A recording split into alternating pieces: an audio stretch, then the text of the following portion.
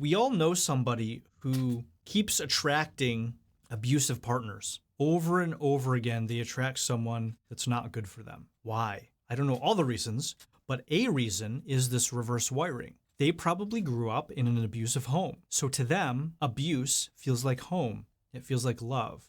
And love probably feels foreign and uncomfortable. That person would, in that instance, be reverse wired, where love feels like abuse and abuse feels like love. What do you think the solution might be?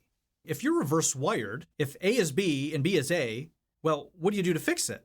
You do the opposite. If everything's reversed, then you just start doing stuff backwards. You do the opposite. You go in the other direction. Almost all of the time that happens, they have an emotional breakthrough. They'll start crying. Something will happen because that was a subconscious block for them. Just through that process, it begins to rewire their nervous system. They can literally practice the movement for a few weeks, and that'll help, but then they go and apply it to their real life. It's applicable, it's practical, this isn't theoretical. When they go in their life and they think they're giving to somebody, maybe they should try to receive from them. If they think that they're receiving, maybe they need to do the giving thing. In all instances, when they do that, they find out life works so much better when I take the reverse wiring and do it backward.